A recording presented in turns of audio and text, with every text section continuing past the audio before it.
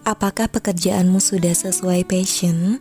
Kita sering mendengar ucapan yang bilang bekerjalah sesuai passion atau lakukan apapun sesuai passionmu. Karena hidup itu cuma sebentar, maka lakukan apa yang membuatmu bahagia. Katanya begitu.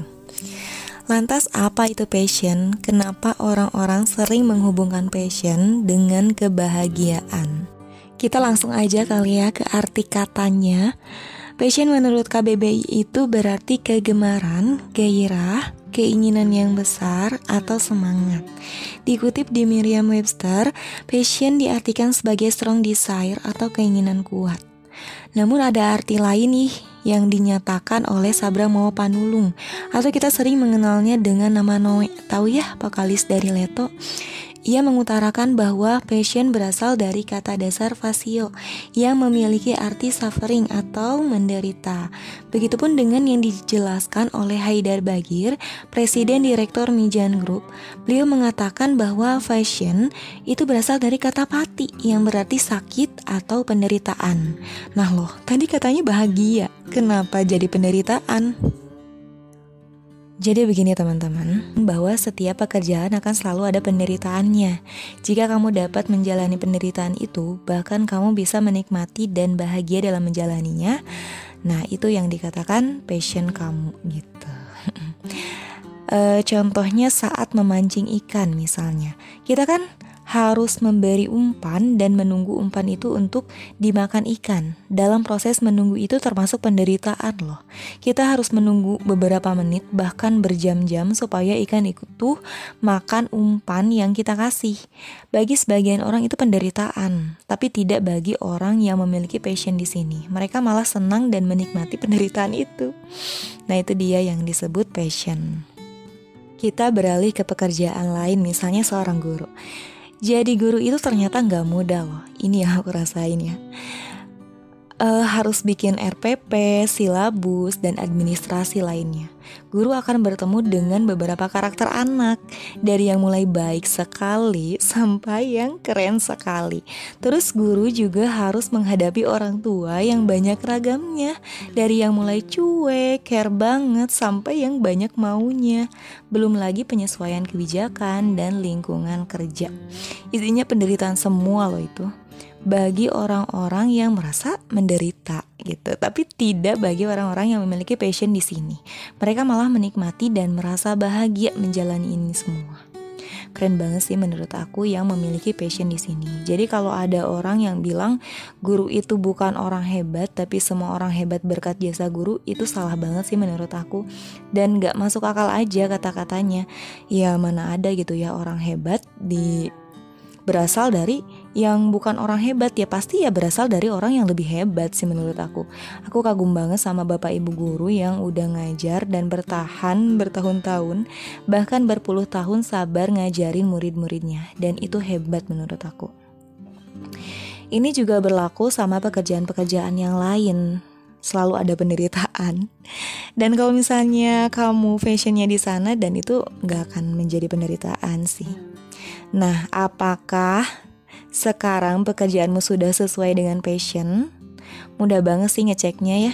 Kata Deddy Kobuzer, kalau dalam bekerja kamu masih ngecek tanggal merah di kalender, berarti pekerjaan itu masih belum passion kamu. Atau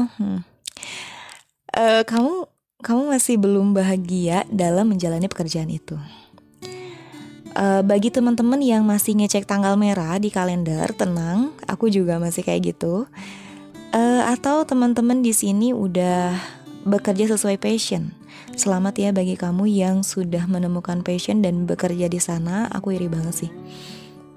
Nah sekarang gimana dong kalau kita ternyata bekerja tidak sesuai dengan passion? Apakah ini berarti waktunya kita harus resign atau keluar atau berhenti dari pekerjaan atau aktivitas itu?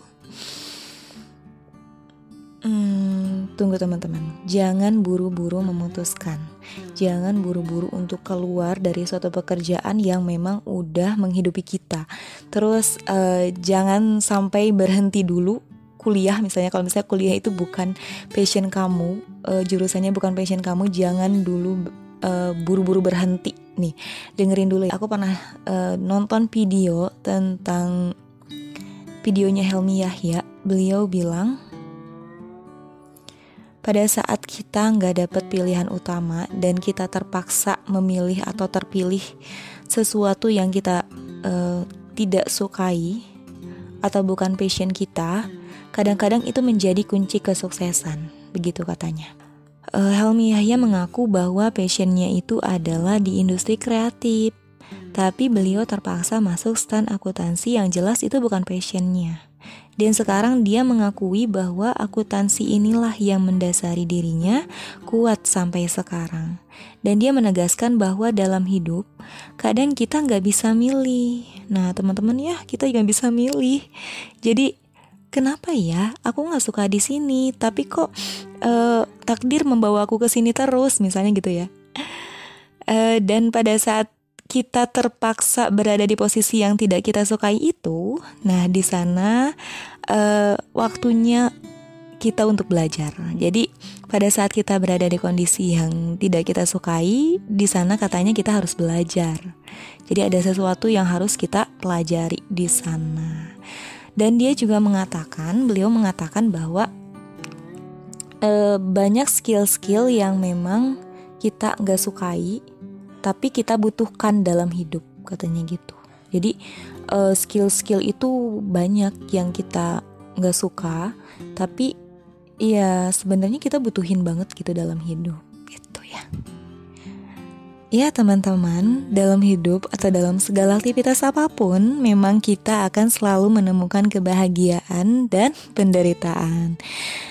Dan yang melabeli itu sebuah kebahagiaan atau penderitaan sebenarnya diri kita sendiri, pikiran kita sih lebih tepatnya.